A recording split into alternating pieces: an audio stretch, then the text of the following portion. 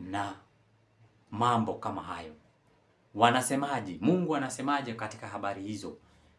Kwa mfano, katika kile kitabu ni cha Mwanzo 39 mstari wake ni wa 6. Tuanze pale. Mwanzo, kitabu ni kile ni cha Mwanzo 39.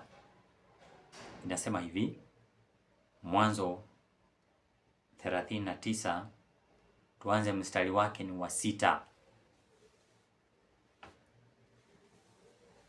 Inasema hivi, akayaacha yote yaliyokuwa nayo mkononi mwa Yusufu. Hiki ni kisa cha Yusufu. Yusufu alikuwa ameenda kutafuta mahali ambapo atapata mahali pazuri pa kuishi. Ama wakati alipokuwa anaingia katika mahamisho, yani alikuwa anaenda kutafuta vile watakaa na mke wake. Biblia inasema hivi, tuanze katika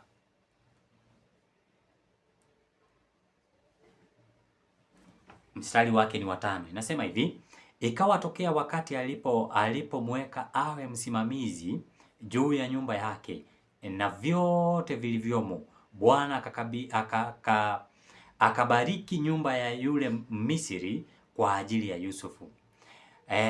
Mbaraka wa Bwana ukawa juu ya vyote alivyokuwa navyo katika nyumba na katika shamba.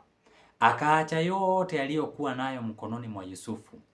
Wala sasa, huyu ni Yusufu akiwa katika nyumba ya mfalme.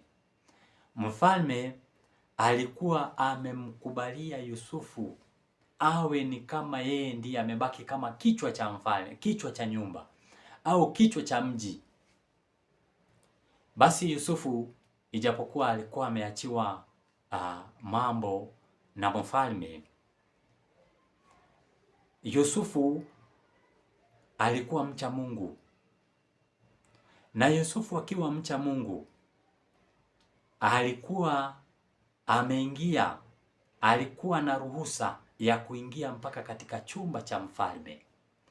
Basi Biblia inasema hivi, mfalme akayaacha yote aliyokuwa nayo mkononi mwa Yusufu, wala hakujua habari za kitu chochote chake, ila hicho chakula alichokula tu. Ikawa baada ya mambo hayo, mke wa bwana wake akamtamani Yusufu. Sasa majaribu yakaingia